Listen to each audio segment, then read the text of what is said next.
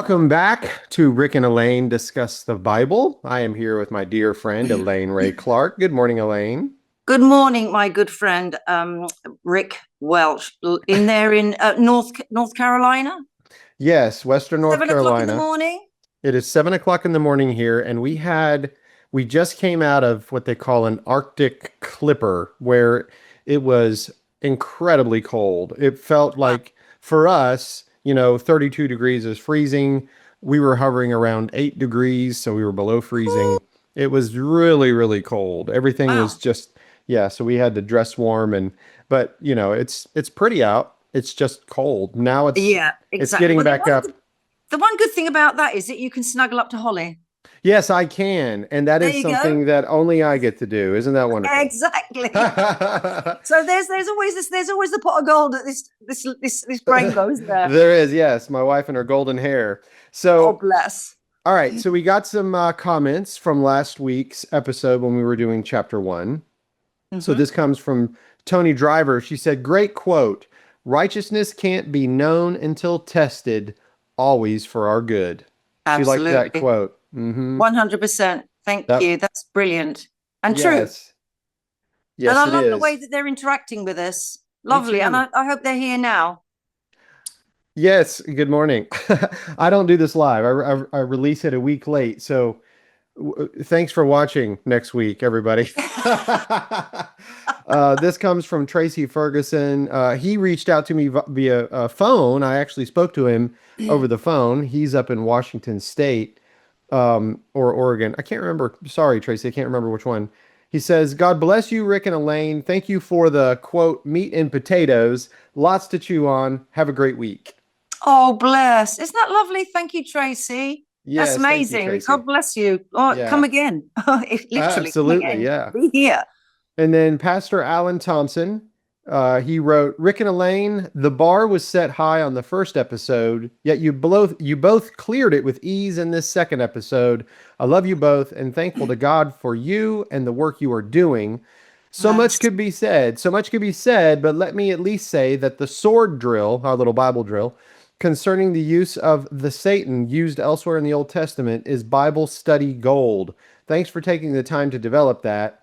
Being a white belt in this preterist dojo and learning Oh, to navigate this new world that I believe we are living in, where yeah. Satan has been judged and is no longer an enemy to be feared, would you say that the events in Job's life, and in parentheses he said weather and the evil desires of men, Hmm. had the malicious intent of Satan behind it, whereas now weather does what weather does and has always done. Evil men continue to be evil like they have always been, and that it's not Satan who has us in his sights. Seems like some want to find the devil behind every bush. And then he says, Elaine, in this episode, I learned that you are in Spain. I know it's a large place, and this is a shot in the dark, but would you be familiar with the Evangelical Christian Academy in Madrid, Spain? I'm sorry, Tracy. No, Nope, this was I'm not. Alan. This was Oh, Pastor Alan. Alan. Sorry, Alan. No, I'm not Alan. No, I'm about 5 hours drive, 2.5 hours by bullet train. Yeah. So he says a former teacher and mentor of mine now teaches math there at that academy. He was just curious. God bless you both and love you. So And thank bless you, you. Alan. Yeah, I think again he's made a good point there that people do it, and it's almost like that when you say, well, actually Satan is no longer, he's just not around anymore. It's almost like they don't want him not to be. They want him to Hmm. be there all the time, sort of, jumping out on you every minute. And he seems to be everywhere at all times, even though he can't possibly be because he Hmm. hasn't been given that privilege or honor. So therefore, you just think to yourself, it's man themselves. This is the whole thing. And I do think as well, when you've got the elites of the world, those that are sort of hiding behind all the governments pulling strings, Bilderberg Group and all that kind of thing, um, they have things handed down to them. It's like what you mentioned and touched on it last week about the Magi. They came Hmm. from afar because we said that Daniel held the court and he was ruling over those that had the astrology. They Hmm. understood the star, not astrology today, like, Mystic Meg or something like that in a crystal ball. They were actually, it was astro, and they were just looking at the stars, Right. astrology. Yeah. So I think that a lot of that is, Stargazers.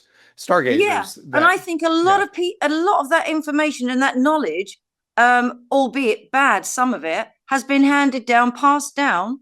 Like Jesus said to the Pharisee, you want to do the work of your father. Mm-hmm. And I think there are still secret societies out there that know these things that still want to do the work of their father. And anyone that's a Satan is an adversary. Mm-hmm. Exactly. Now, in regard to the weather, that has always baffled me too, Alan. And I'll say it this way. I was talking about Hurricane Helene and what it did to our area. And I said that that was not a surprise to God. If God is all knowing outside of space and time, that it's not a surprise. And so the question being, if Satan was still around, is he controlling the weather? And if he's not still around, then is God controlling the weather? So, great question. What people would say, let's forget about what people will say. Let's say what Rick will say. I think that God is in control of everything. I think everything stems from him, and weather patterns, things that happen that are appointed in time.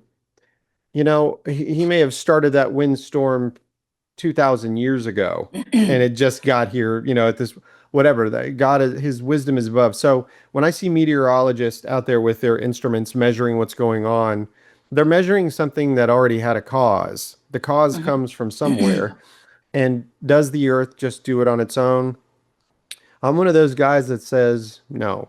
I actually I believe am. that God is in control of everything, including the weather. Did I think that he was punishing us? No. Maybe he was somebody. Maybe he was, when I say punishing, maybe he's testing somebody. I certainly was tested in the midst of that storm. I had to elevate above what was my normal, natural way of life. We had to step out and to help people that did not have water, they didn't have heat. This was real life-threatening situations going on around us. And so to think, well, God just let the weather do whatever and none of this really matters. No, I don't think that. I think that God was fully aware of what was happening. There were people that lost their lives that day. There were people that were we were without power for 15 days. Some of Wow. my friends were without power for 18 and 19 days. That's a And it long was time. bitter cold. Hmm. I had a man drive up in my driveway. He couldn't get out any further because we were blocked in. And he asked if we had any water because he was having to get water in a little shallow bowl out of his hot Wow. water heater because that's the only water he had. And he said that it's kind of rusty. And Hmm. fortunately for us, we had, a few stacks of bottled water that could give him some. But yeah, I mean, I would like to say now I believe that God is in control of all things. Nothing takes him by surprise. I, I, and it has a meaning and a purpose in it. That's all I can Yeah. say. But yeah, I totally agree with that. But I also do think that there's weather manipulation going on. Hmm. So for me, I see that there is also that. But then again, you still got to turn around and say it's the same thing going back sort of full circle to Job, isn't it? It wasn't God bringing it, but he was in his sovereignty allowing it. Hmm. And that is the thing, whether it brings about something that he wants, like you just said. I think it always invariably it has to bring about something that he wants. Hmm. Whether it be to, like you say, there are certain people out there that maybe need sort of something being brought to their attention. It's like we said again about Job, who's a righteous man, but then as the time went on, he started to question. So there was this little part of him that probably he didn't even know existed before the tribulation that was placed upon him. So Hmm. therefore, although it looked like a bad thing, ultimately it was for Job's good, and also the outcome was good for everybody who was righteous. Well, obviously to God, Hmm. but Satan sent away with a flea in his ear because it didn't come out his way. So righteousness prevails, isn't it? Yeah, absolutely. Triumphs. And yes, and you know, that's why I wanted to get into this book so much because I've had many people quote it to me and tell me what its meaning is. And just by digging in what we did in our introduction and in chapter one, it's challenging a lot of what I used to think. Mm-hmm. It's the idea that this supernatural creature has the ability to walk to and fro on the earth, but also stand before the divine council and answer Mm-hmm. directly to Yahweh and speak to Yahweh. And, And you isn't know, it strange? He's got this time period that he sticks to, that mhm, he allows all of this until the time period or the allotted time is up for when mhm, it all comes to sort of fruition and God puts down his gavel and that's its sentence is passed. But, Yes. all the evidence is gleaned throughout all the centuries, throughout all the people that have been on the earth. And then God makes his decision. And that's really what happened in 70, Right. Yes. And do you have your complete Jewish Bible today? Always, Always. Wonderful. I think it always. would be a good time. Let's just, because of what you said about timing, I think this is a good, if you would, let's read chapter 2 and let's see how many verses we should read to start with. Let's go with verses 1 Six, through six, 10. 1 through 10, I one, think. two, three, 10. Wow. Right. Okay, then. Does anybody else out there want to get their Bible? Yeah, get your Bible out. It's the Exactly. Quick, complete go Jewish get it. Bible. Exactly. Come back Hmm. and we'll go through it together. It Yes. says, another day came when the sons of God came to serve Adonai, and among them came the adversary to serve Adonai. And I just think that's interesting. He says, among them came the adversary to serve Adonai. Adonai asked the adversary, where are you coming from? And the adversary answered, from roaming through the earth, wandering here and there. Adonai asked the adversary, did you notice my servant Job, that there is no one like him on earth, a blameless and upright man who fears God and shuns evil, and that he still holds on to his integrity, even though you provoked against me to destroy him for no reason? The adversary answered, skin for skin. A person will give up everything he has to save his life. But if you reach out your hand and touch his flesh and bone, without doubt he'll curse you to your face. Adonai said to the adversary, here, he is in your hands, except that you spare his life. Then the adversary went out from the presence of Adonai and struck Job down with a horrible infected sores from the sole of his foot to the crown of his head. He took a piece of broken pot to scratch himself and sat down in the pile of ashes. His wife asked him, why do you still hold on to your integrity? Curse God and die. But he answered her, you're talking like a low-class woman. Are we to receive the good at God's hands but reject the bad? In all of this, Job did not say one sinful word. Mm.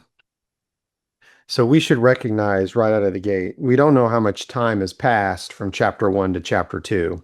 No, because it just says another day. Another day. So we don't know how long Job was in that state of mourning. You could think when he says it's another day, I mean, it could be 2 days, 3 days, 12 days, who knows? We don't know. But what we do know is that in the last chapter, Job was absolutely devastated, but he never said a sinful word.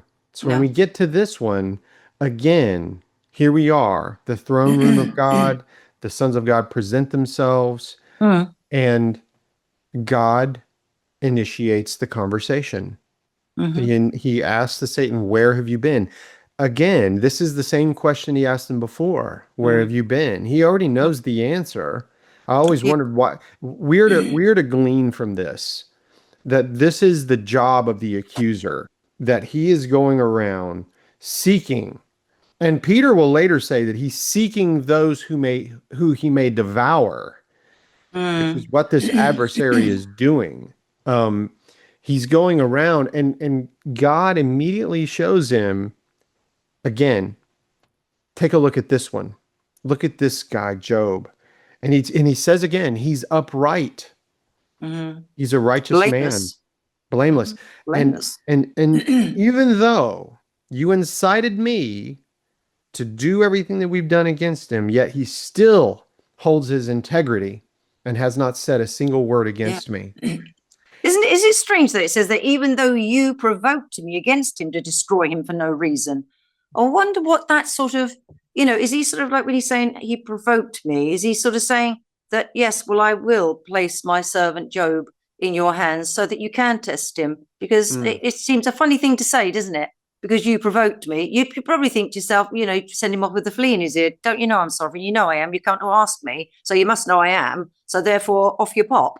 It's this idea, this interaction, this conversation, these thought processes, this thinking that's in the heart of this adversary and in the heart of God. You're trying to understand where the reasoning's sort of coming from both of them, even though you know the situation and who's who, the adversary and God, sovereign God.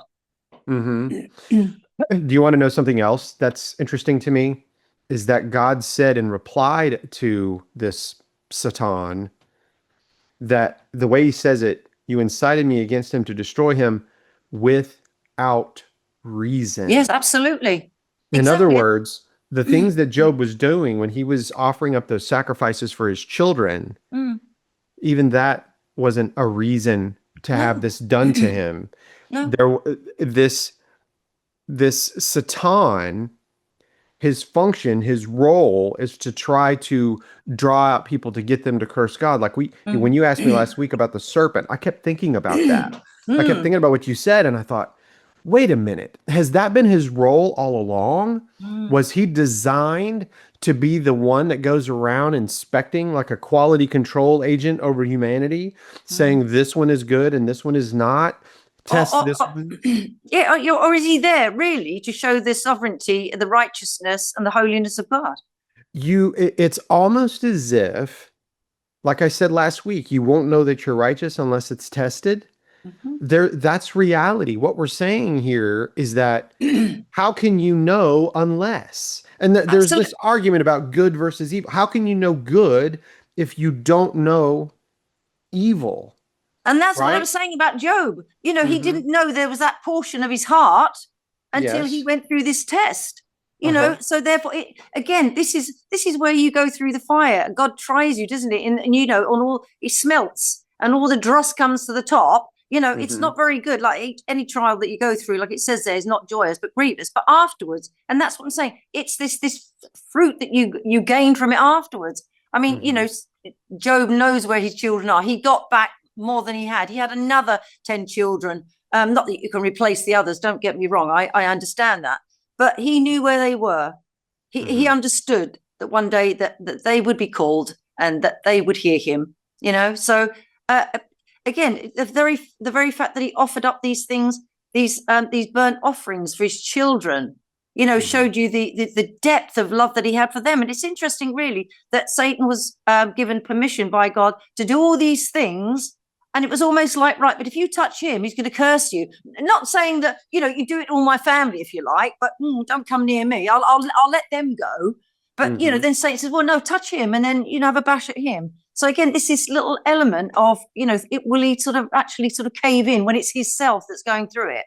Mm-hmm. Yes. And I want to dig in deep on a thought that I've been having. Okay, I shared this at the Berean Bible Conference last year, but I want to dig in a little deeper here in this moment because it's coming to mind. When the serpent came to Eve, Mm-hmm. the serpent used this really cunning, subtle type language with her. Can you eat of every tree? He already knew the answer. She Mm-hmm. said, "Yeah, we can eat of every tree except this one that's in the middle of the garden. We can't eat it or touch it lest Yeah. we die." He said, "You will not surely die." But God knows that the moment that you eat it, you're going to become like him, knowing both good and evil, Mm-hmm. right? Yeah. Okay. Then it says that that Eve, when she saw that the tree was good for food, Mm-hmm. it became desirable to her eyes because it would make one wise, right? So when we talk about sin, the sin, when Jesus comes on the scene, he really hones in on this point. It's what's happening on the inside of us Mm-hmm. is where this is taking place. Okay. It's not going to be necessarily in your actions. It's your thinking. It's That's what how you James says, isn't it? say that again. That's what James says, isn't it? Yeah. If you'd like to look that up and read it, and Yeah. I'll continue. So she sees this and it becomes a delight to her eyes. And when I saw that, it seemed as if before it was not a delight to her eyes, that she was looking at that tree as a problem. Most likely Adam or God, whoever told her, do not for any reason go near that tree or touch it because you're gonna die when you do.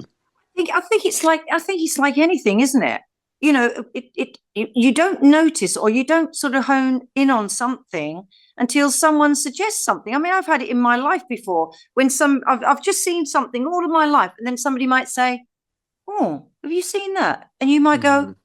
"Actually, I've never looked at it like that before." And all of a Right. sudden, something could become quite, and this is why God says, keep your mind clean, keep it sort of away from those things, be babes as to bad, because he Hmm. knows that, dwelling on these things, it is really not good for your mind. No, it's not. And so, in the same way that once she ate of the fruit and her eyes were open, she gave to her husband and his eyes were open, and they saw that they were naked and had shame and all this. That they knew because God tells them, get them out of here because now they know. I'm not going to give them the access to the tree of life and live forever with this information because now they know both good and evil. But the reality is, what we're seeing here is that they know both good and evil apart from God. Now they're looking at it through their own morality, their own thinking. But do they realize, though, as young children, that they are actually looking at it in a way that is bad?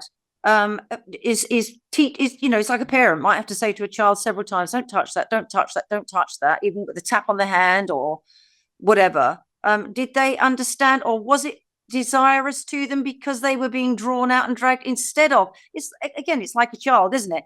You can either have a child that listens to the parent, doesn't quite get why, because Hmm. to them it's just like an example. You might say to your little children, when you go up the road, don't accept sweets from strangers. Hmm. Well, the Right. child will go, it's a sweetie. That's lovely. A sweetie's Yeah. nice. Hmm. But being an adult, you know what's behind it. Yes. The And it's the malicious same intent. thing. That's right. You want your children to sort of say, well, actually, mummy and daddy said I shouldn't accept sweet and follow through on that. Hmm. Whereas, Adam and Eve did not. I mean, Eve was sort of tempted by her own. I'll bring this out. I'll read it in James in a minute.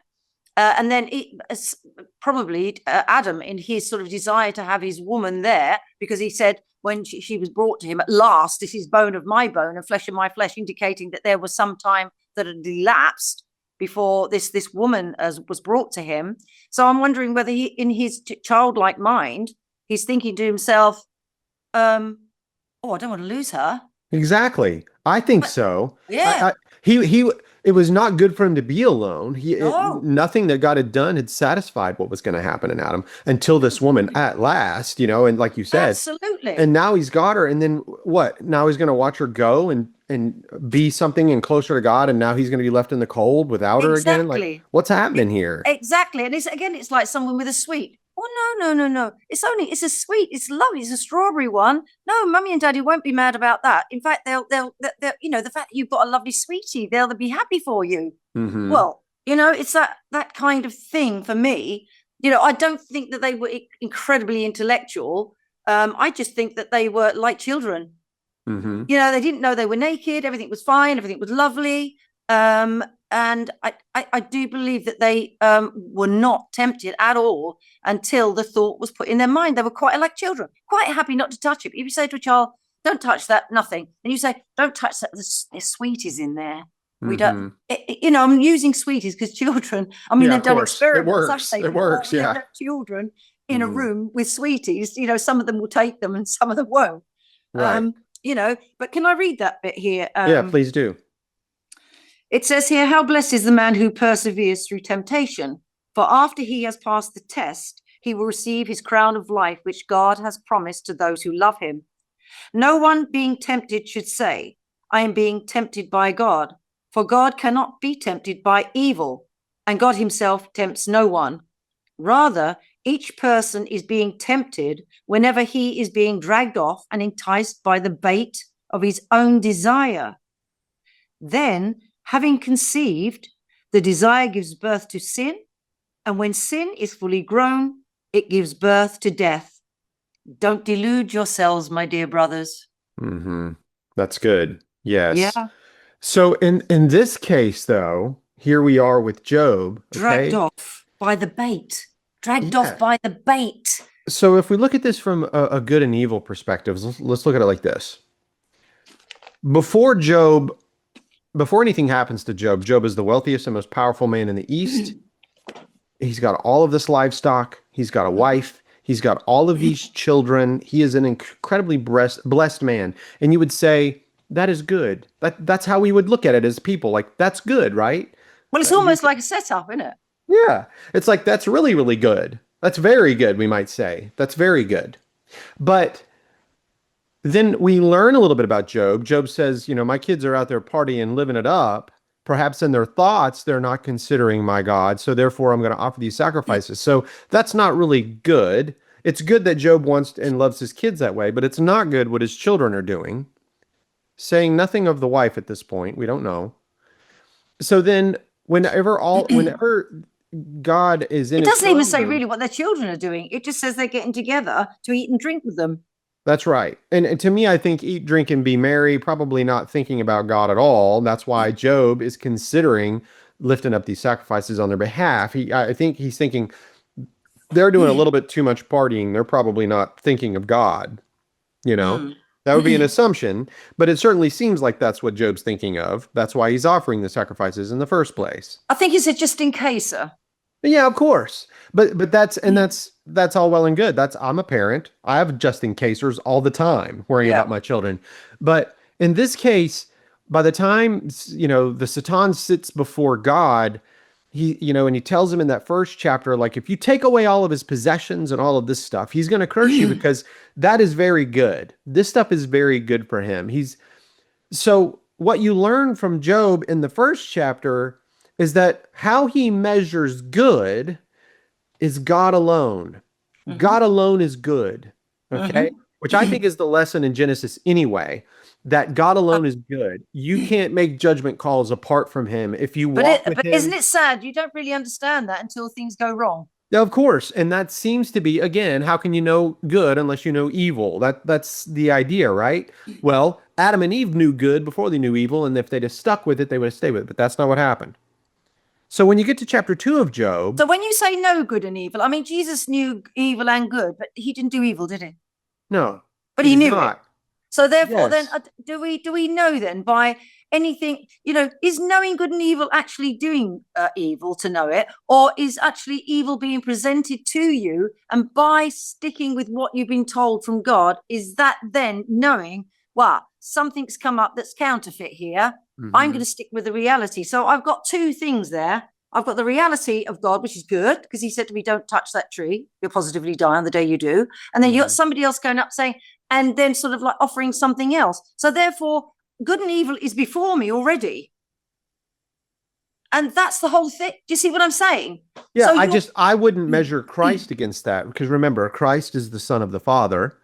Yes, he yes, knew it. Yes, he knew it. However, he only did the will of his Father. So that's yes. different from Adam. Adam did not do the will of the Father. Adam But did that's his the whole own point. will. But Hmm. that's the whole point. I mean, again, it's like Jesus when he was in the garden. He said, Father, if this cup passed from me, but not my will, your will be done. We can all have ideas of what we'd like. But Yes. at the end of the day, even if you go against what you would like, it's a bit like, again, we've spoken about it before, the two sons. Hmm. Jesus gave the illustration. There were two sons.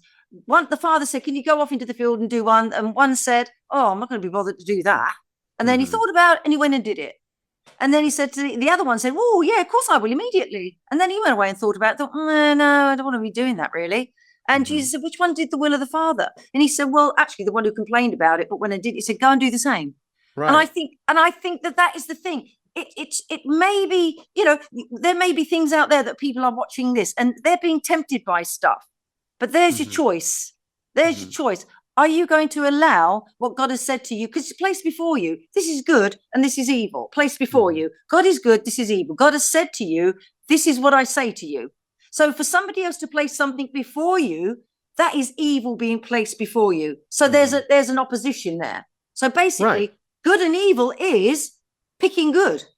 Hmm. That's it. You've got evil there because evil is in opposition to good, and God is good because I know that's what God is, and He's told me not to touch that tree. So therefore, I have before me placed good and evil. That is the choice I have. I don't necessarily have to go through evil to understand what good is. Otherwise, you're back to like Paul says, well, let's do more evil so that God's grace can abound. Right. God forbid. Well, absolutely. So I think for me, like it says there here, God doesn't tempt anybody.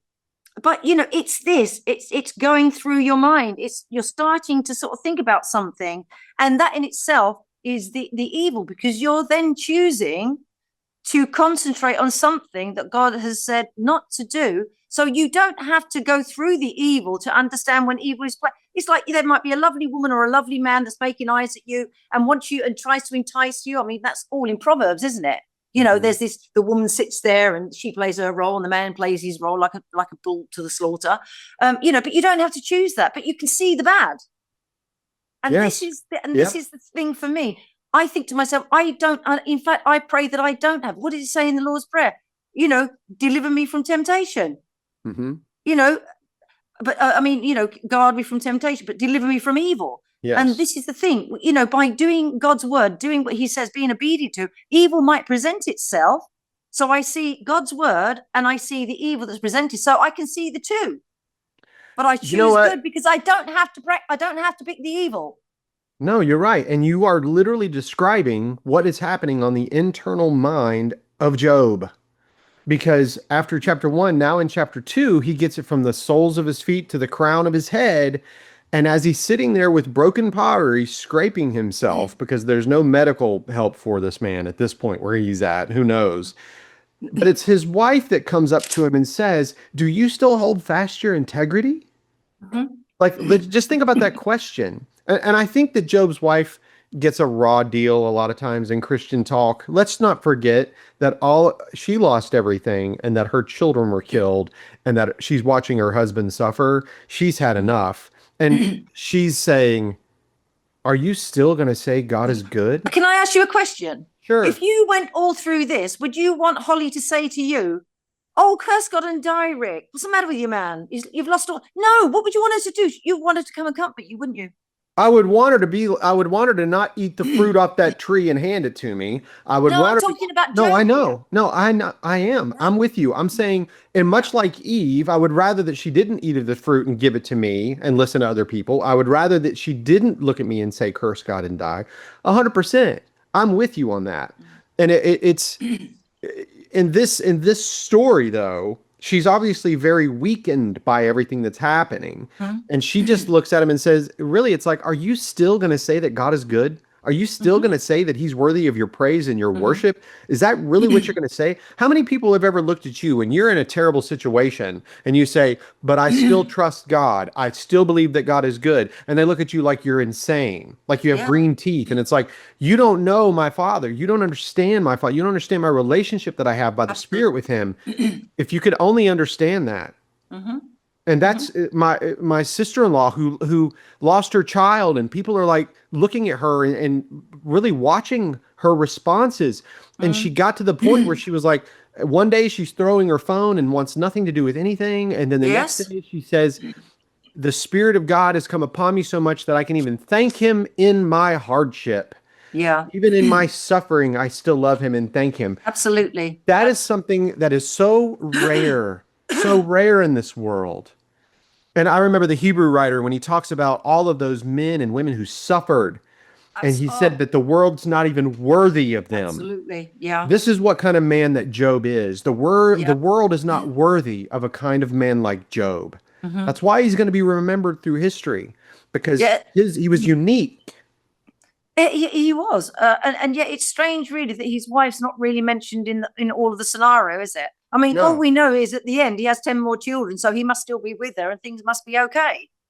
Hmm. You know, but I she's think not she's there mentioned. the whole time, suffering in silence with him, except for this one moment when she speaks and says, "Enough is enough. I am in torture, and so are you. You've obviously been cursed. You should curse." But Yeah, that's not what yeah. Job does. And isn't it strange? Is that really the husband then covering his wife? I would say that he Mm. is elevating himself, and she's going to be sanctified by him and his Mm. actions and what he's doing. Yes. Absolutely. And that's why I think that if Adam had said in the garden to his wife, "Why have you done this? Don't you realize what God has said?" and called out to God and said, "This woman has done this," I think that there would have been some kind of pardon on the part of God, because Mm, the man would have done what he should have done, because Jesus pleads for the bride and has mhm, pleaded for the bride and intercedes for the bride. So mhm. it's the same thing, that if he had intercessed for his wife, maybe the whole thing would have been done and dusted there. Right. Yeah. Perhaps if he would have died for his wife. Absolutely. instead of sitting there and engaging in what she's doing. Exactly. Because he's selfish, because he thinks, oh, I don't want to lose her. She's just turned up. Hmm. That's right. It just So, shows you really how what you think and what God thinks are two totally different things. Like he says, we don't know the beginning to the end. And right. if he had done that, looking at we've looked what we have now and what you've seen came from that sort of encounter and that decision for the pair of them, Hmm. they may have sort of thought to themselves, well, actually, knowing what I do now, all I had to do was stand up and say, like Christ, intercede, be there, cover, speak up, it could have been so different. Yeah, Could have been so different. absolutely it could have. And now I want to move on just really quick. I want you to think, let's talk a little bit about what Job's answer was to what his wife asked. She said, "Do you still hold fast your integrity, curse God and die?" And his response, you said as a low class woman. My Yeah. my version says you speak as one of the foolish women would Yeah. speak. Yeah. So he's looking right at her and saying, "You're not acting. You're not up here with me the way in which we're thinking. You've Mind, it's a low class of thought. That's right. It's foolish thinking on your part." And Mhm. then he says the most remarkable thing, and it's something that we should all like. If you want to quote Job, everybody quote this: "Shall we receive good from God, and shall we not receive evil?" That's right. Now, Receive the. we like when we teach our kids, we don't teach our kids like this. This is not how we teach our children as Mhm. parents, right? We don't Mhm. do things evil to our kids so that they'll understand what good is. We're always trying to show them what is good, and then to stay away. Don't touch that. Do not touch. Do not touch. Do not touch, which is exactly what the Mhm. law does, right? Do not taste. Do not touch. Stay away. That's good. That's good. But what Job is saying is that yes, even from him, things will come to us that is hard. Yet he And is he still lets. my God, and he is still good. He is still inherently good. Exactly. And that's not a false hope. That's a real hope. That's Yeah. something that you can say. Not for us as believers, we say that nothing can separate us from the love of God. Yet some of the things that you're going through certainly feels like you're being severed from him. That's how it feels. Like, why where are you? Sometimes people say, I've been praying and I feel like it's touching a brass ceiling and never gets to him. I've heard people say these things. And I'm like, no, that's not actually what's going. Your prayers are getting through. It's just your answers aren't what you want. That brass ceiling that you're feeling is you. It's your answer that you're looking for that's not being given.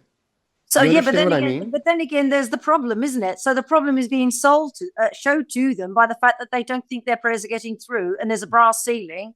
Hmm. And why isn't God listening? Well, Hmm. that is the thing that you're going through to understand that I am listening, and you need Yes. to get to that point where no matter what's happening, I am always there by your side. It's a bit like at the end of the day, it's like King David with all that he'd done. Like we said, he said, God said, "You're a man after my own heart." Slept with Bathsheba. Put Uriah up in the front line. Everybody sort of like go back and let him get killed. But the thing is, God doesn't alter the consequences of actions. Hmm. What he does is then, now we have consequences from Adam and Eve. We have consequences all the whole world now has got Hmm. the sinful tendency within. Even Christians have still got that when we got Christ's righteousness. And you just think to yourself, I've lost my thought, Rick. I'm sorry. I've lost my Yeah. thought. What was I saying? Well, you were. No, no. I was following your lead, so I'm not sure where you were Anybody heading out with there that. remember what I was saying? Welcome to our club. I do this all the time. Yeah, I Yeah, do well, this all the yeah. time. I mean, yeah. I forgot what I was saying now. Anyway, we'll crack on. There Well, was a thought. There was a thought behind it. maybe it'll come back to you when I say this. Listen closely, listeners. When people say, why do good things happen to bad people and why do bad things happen to good people and all that, you know what that means? You actually don't know the God of this Bible. You're not going to know him unless you know these things that Job is telling you right now. He's telling his wife, shall we receive only good and not receive evil? Is that who our God is? Do we know? The reality is that God is not a Santa Claus up in the sky. It's Christmas time. He's not a Santa Claus up in the sky, everybody. Doesn't He work is like that. he's a sovereign being, and all things work together for the good of those who love God and That's are right. called according to his purpose. That's right. So even the evil things that come upon us, we're very aware that it's Hmm. for our good because we are called according to his purpose. Until you know that, you're not going to know our Heavenly Father. It's the only way you're going to know him is to understand that part of his character. And that's it. You want to know what good and evil is. Well, I tell you what, you're going to go through it, but I'm going to be there to support you. And that's what I was Hmm. saying. That's it. When with David, at the end of the day, David had to live with consequences, and I think that we live with the consequences of our first parents falling. But God says that I don't ever send trials or tribulations upon you. They come, I allow them. I'm sovereign. They're for your good. You're learning something through them. And all the way through them, I will be your comfort. I will be your rock. I will support you. You will get through if you just Hmm. trust and believe. And that's what it's about, really. Yes, He's it not going is. to wave a wand, is he, and say, take all our problems away. It doesn't work like that. I mean, No. we've got ourselves into this mess because of our first parents. But the Spirit Yes. of God within us now, that lives within us, that moves within us, that's changing us to the image of Christ. This is He who is giving us this ability to understand all these things that we're talking about. That again, we go back to what Peter said. They're out there, they're suffering, but they're suffering to die. Hmm. We might be suffering, but we're suffering to live. We're suffering for good things, for righteous things. Even if someone's slapping your face, turn the other side. Yes. This is the beauty of God. I mean, it looks in theory to be totally and utterly opposite of everything that anybody would do. But in reality, when you think about it and think about the spirit that you're showing and displaying to mankind, it truly is God radiating out of you. Yes, and I'm so glad that you found your thought and you plucked it out of the air. You got back to your thought It was that all you'd the lost. people that were saying, "Oh Lord, give her a thought, give her a Yes, thought." thank you so much. Absolutely, The ones that prayed. You came back to our last week and fixed us. That's how God's exactly. outside of time. Let me tell you, this is just a side note that's funny. A lot of times I'll have that happen to me too, where I'll lose a word or a thought, and I'll be so focused on what that is. And I remember one day I was standing in my kitchen and some stuff had spilled all over the floor. Some cereal had spilled all over the floor, and I looked at my daughter and I said, "Would you please go get me the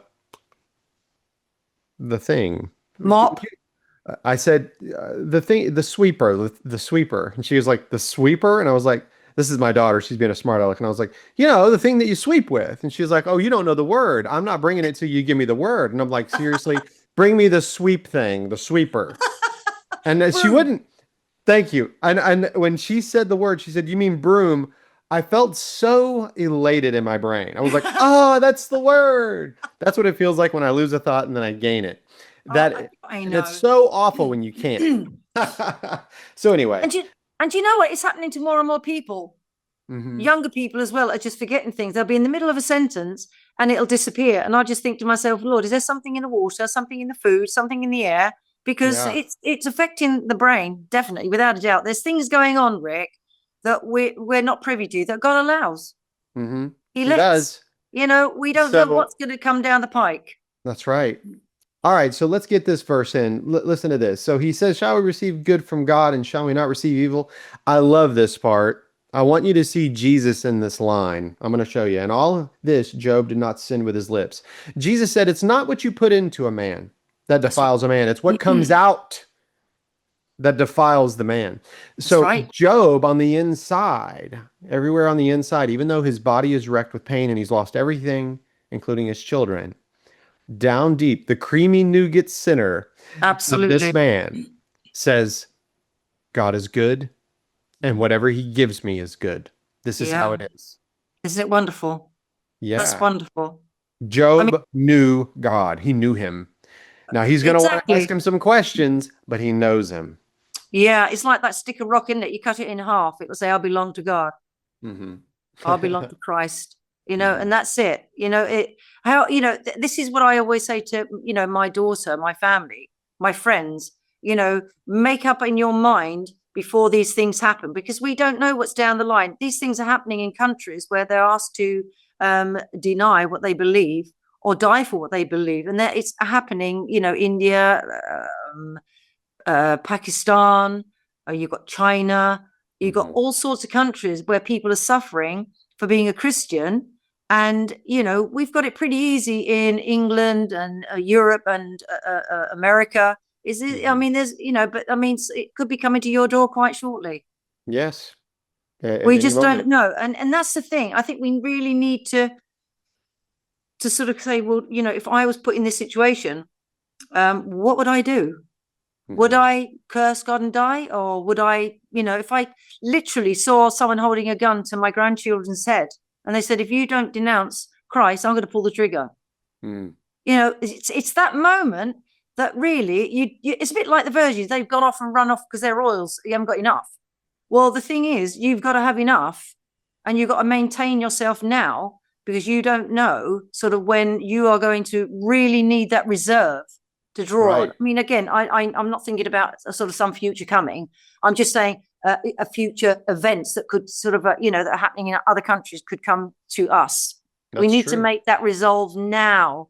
And also sort of, if there's people that talk to people or pastors, maybe there ought to be this sort of kind of talk given to Hmm. Christians, because sometimes, when I've been to meetings where the church has gathered, sometimes it's all over the shop. One week it'll be a sermon on this and then a sermon on that. It's not cohesive. It's not the story of redemption. It's not salvation. It's not sort of where we're supposed to be. Like you just said there, right down that creamy center.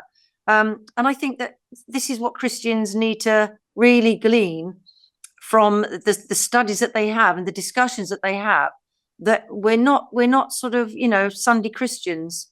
Right. We It's are, every day, you might every have to moment. lay your life again, like Revelation said, they did not even love their souls unto death. Yeah. Like Jesus said to me, will you follow me where I'm going? Oh yeah, you will follow me. Hmm. And this is it. It may be our lives, but by losing our life, you've acquired everything. Yeah, you've gained it. Absolutely. Yeah, it's Well, wonderful. let's Wonderful now, study. yes, let's move on. Let's finish this chapter out. If you would, read verse 11 through the end, 11 through 13. Right. Now, when Job's three friends heard of all the calamities that had overwhelmed him, they all came. Each one came from his home. Eliphaz from Teman, Bildad from Shuah, and Sophar from Naamah. They had agreed to meet together in order to come and offer sympathy and comfort. When they saw him from a distance, they couldn't recognize him. They wept aloud, tore their clothes, and threw dust over their heads towards heaven. Then they sat down with him on the ground. For 7 days and 7 nights, no one spoke a word to him because they saw how much he was suffering. At length, Job broke the silence and cursed the day of his birth. Hold on a second. Where are you at? Did you go into Job 3 already? No, that's the end of Job 2. Oh, wow. Okay. So mine ends, Job chapter 2 in my version ends with it saying, for they saw that his suffering was very great, and that it ends. It doesn't say Right. anything about Job, but it makes sense because of this ancient tradition that pops up. So his friends hear about all of the calamity that's come upon him. This means that it has rippled throughout the land. They've heard of everything that's happened to their friend, and they decide together, they make an appointment together to go together to be with him. Now, you could look at them as witnesses, as the witnesses to the calamities, to maybe some legal reason. I think it's their friend, and they're there to go be with their friend. And what makes me happy when I read this part is that when they see him, they immediately go into lament. Yeah. And that it warms my heart because it's like there's nothing better sometimes than when you're in a lot of pain and somebody comes to share it with you, just to be with It, you. and not only that, to cry with them, to weep with Yes. those who weep, Mm-hmm. you know? Yes. Don't come with your, I don't need all your words. And that's the No. beauty of what how this begins, because it's going to be a nightmare for Job going forward. But in this moment, it was traditional for them to not speak. But they sat with him as he was miserable, scraping himself with all this loss, and said not a word, said nothing, just sat with him. And grieved with him. And boy, there's something to be said about that. Just I think it's silence is golden, guys. Silence is absolutely. golden sometimes. Yeah. And I think that's the thing, isn't it? It's respecting that person's pain and letting them come to terms with it until they can speak and then declare what they are feeling, because all sorts, like you said, emotions must have been going through his he's not only got the loss emotionally, he's got physical pain, there's spiritual pain going on there, he's not Hmm. grasping it, he's not getting it, so many different aspects of these feelings are overwhelming this man. And what is there that you can say? Sometimes, like you say, that, saying nothing speaks reams. It speaks Oh so boy. loud. Yes. Just saying nothing, just Hmm. waiting patiently for your friend Right. to speak, Hmm. not running ahead, just saying nothing. I mean, in that, there is great, and even in that sort of saying nothing, knowing that they're sitting there, I think that brings you to a point where you want to speak maybe before the things that you really genuinely want to say, because if they'd spoken beforehand, it may have irritated him. Right. It may have got his Yes. back up, and that's, you don't really want to do that when someone's suffering so bad already. So you give him the dignity and the integrity to, yes, we'll sit here with you. And that says something about them, doesn't it? That they were, I mean, when I read that, I thought, I know it sounds a bit whatever, but where did they go to the toilet? Did they actually get up? Did Joe's wife bring them something to eat? There's nothing mentioned. It's literally just that they were in silence and sat there 7 days and 7 nights. Did they That's right. were they fasting? Great question. A lot of times it does come with fasting. In Mm. Genesis chapter 50, after Jacob dies, um, it says that Joseph, his brothers, and his father's household, only their children, their flocks, and the herds which were left in the land of Goshen. So he's going up. When they came to the threshing floor of Atad, which is beyond the Jordan, they lamented there with a very great and grievous lamentation, and he made a mourning for his father 7 days. So Mm-hmm. this was a custom, evidently, to mourn for 7 days. Let me turn to 2 Samuel 31. After King Saul or sorry, First Samuel 31. After Saul died, the very last verse says, well, it says here, but when the inhabitants of Jabesh Gilead heard what the Philistines had done to Saul, all the valiant men arose and went all night and took the body of Saul and the bodies of his sons from the wall of Beth Shan, and they came to Jabesh and burned them there. And they took their bones and buried them under the tamarisk tree in Jabesh and fasted for 7 days. So 7 days seems to be a thing that's going on in ancient culture where it's a time of mourning, an actual time of mourning. Yeah, I just trying to. Wasn't there a time of mourning? Didn't they mourn for Moses for 40 days? What was that Was there now? that? Was there something there? Maybe I've got that wrong. I know Moses, when he was on the mount, he fasted from both food and water for 40 days, but I don't know about, a time of mourning or anything. Yeah, I think there was a time of mourning for Moses. Yeah, and after that time was up, then they all sort of. Yeah, I don't know. Where else Yeah, does and Moses die? When he had finished speaking with well, anyway, I'll look that up. I just thought that's what it said. But yeah, I yeah, mean, it's just again, was it really 7 days and 7 nights, or is it sort of, we get the number seven as perfection, don't we? right. Hmm. So I'm wondering whether it's sort of a number that, although it could be literal, is it sort of when the days were past, the 7 days and 7 nights, meaning that the time of what was perfect for things to start sort of being spoken, Hmm. came. I mean, it probably is literal, but there could be a spiritual connotation there as well. Right. Yeah, I mean, I guess the point that matters the most to me in this chapter 2 is that in all of this that's going on, Job never sins with his lips. Ah, He may have some things wrestling in his mind. He may be struggling. I'm sure he was, but he never let it out so that others would hear it come from him. He didn't defile himself by saying any of those things. And also, when you see somebody that is in pain, sometimes silence is the best thing that you can do. absolutely. We don't And have this ritual of grieving for 7 days quietly in a person's home. We don't do that in America. A lot of times we go over and offer them some form of condolences and we say things, and a lot of times it feels shallow, my thoughts and prayers with you, even though that's Yeah, good. A lot of times that's all anybody knows what to say. Sometimes when you see somebody, I remember just going up to them and saying, I love you, and hugging them. I that's didn't right. have any more words for them. No, I didn't know what sometimes it to do isn't. or what to say. I was just with them. I was with Yeah. them. And not only that, Rick, what can you say that they don't already know? Mm-hmm. I mean, again, just a hug or just a squeeze of the hand and, maybe just a kiss on the cheek or just a kiss on the hand or something says everything. And because words, it goes deeper than words, Yes. just goes deeper than words. There's nothing left to say. It's like when he talks about the spirit groans because Mm-hmm. there's no words to describe it.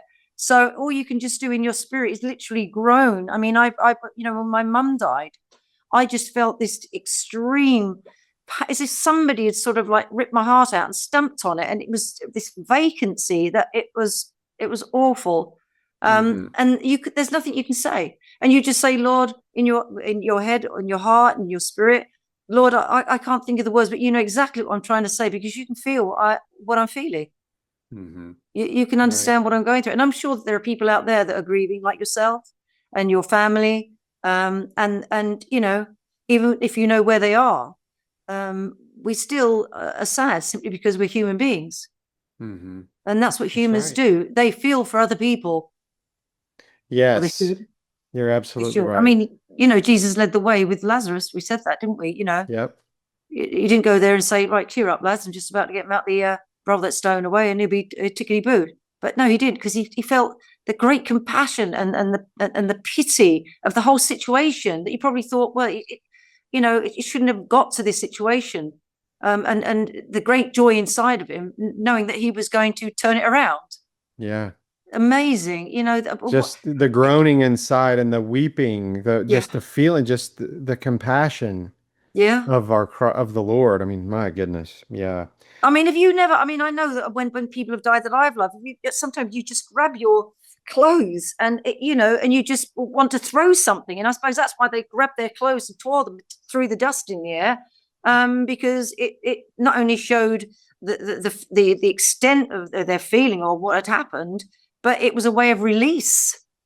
It was almost, I was reading about that dust throwing actually, and there's a couple of different ways that it can be interpreted. One is that from dust we were made and dust shall we return. So throwing the Yeah, dust up is saying, I'm in the dust, I'm back, I've been reduced to rubble, I'm in the dust.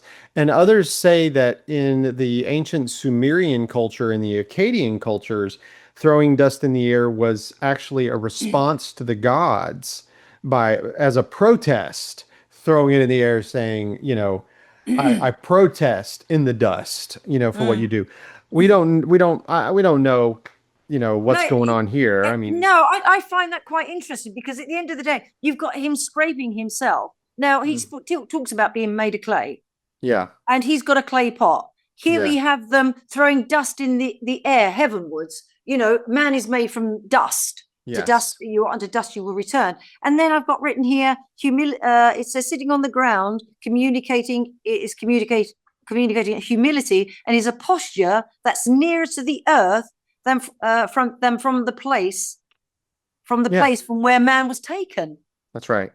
It's almost like you're sitting nearer your position, which Hmm. is you were made from the dust of the earth. And here they are throwing this earth that they were made for towards heaven. It's almost like we are empty of anything. Yeah, This is what we are going towards you. And now we're going to take up our position sitting on the earth because that's where we were taken from. right. It's Yes, recognizing this humility, isn't it? That I yes, understand where I am, and he's sitting there with this piece of clay, which is pot from the earth. This is earth made from the earth, that's and right. it's the whole thing is sort of really putting mankind in his place, and yet we think that we know such a lot. Hmm. Judging by what these three friends go on to say, the comfort doesn't quite sort of cut the mustard, does it? No, and you can also, when it says ashes, you might think that this is post-sacrifice ashes that are on the ground, meaning I was worshiping you in my sacrificing, I'm throwing those up in the air saying, where are you? What's happening here? What's going on? So there's ways that you can look at it. But here's where we're in this today. When we get into, as you just heard Elaine read at the end of her complete Jewish Bible, the thought is that Job finally, after 7 days, will open his mouth and he will curse the day of his birth. And that's what we're going to get into next week. And that's really interesting, that. Yes, it is. And so for you guys who are watching this today, which is when it was released, it is Christmas Eve, December 24th, when you guys are watching this. So Merry Christmas to all of you. And I Merry hope that you Christmas. have a wonderful time with your family and relax and enjoy it, but also consider the birth of our Lord and Savior Jesus Absolutely. Christ and the incarnation of God with us. Absolutely. That's what really matters. That's really what without a matters in doubt, our the story. greatest gift In that this was ever story. given to mankind. Absolutely. Yeah. Absolutely. Well, Elaine, thank you for this study. It was great. It was, Rick. It was beautiful. It just is so lovely to speak to someone backwards and forwards and just to draw out things that maybe you wouldn't draw out on your own. But, you know, this iron sharpens iron again. It's It that's, does. and it's so nice that the people are sort of interacting, that are enjoying it, that have got things that they want to ask. And yeah, keep doing that, because we really feel that it is a family that's watching it, because it's not only about understanding what's going on. It's about sort of how we can know our Father even more, our Almighty God, our sovereign God. That's what it's really doing. Yes, it is. And please do interact. I know some of you guys are commenting. Continue to comment, ask questions, give us your thoughts. Perhaps we missed something in a chapter and you'd like to Yes. illuminate us. We're studying this together. Iron sharpens Yes. iron. Bring things in and help us. We're trying to study this. We could use your help too. So jump in. Absolutely. That's wonderful. And we just hope it goes far and wide. And we just hope that it starts something, maybe with people that are listening, that what they would be able to bring, like the pastor, what's his name? Sorry. Alan Thompson. Alan. And there was another one last week, wasn't there? Same Was it one. Same one. That maybe, again, it might be a good thing maybe to bring some of the points to his congregation, because it is good to go a bit deeper and to really put that question, where would you stand? Where would you stand? Where do you think some of our brothers are standing today? Yeah, exactly. Good stuff. All right. Well, God bless all of you. God bless you, Elaine. I hope you guys have a wonderful Merry Christmas, and we'll be back next week, Lord willing. Absolutely. God bless you All all. right. God bless everybody. Don't miss Merry the point. Christmas. Greatest gift. Take Bye. care. Bye-bye. Iron sharpens iron, fire in the soul, faithful and strong, making broken hearts whole. Older teach the young, lifting up the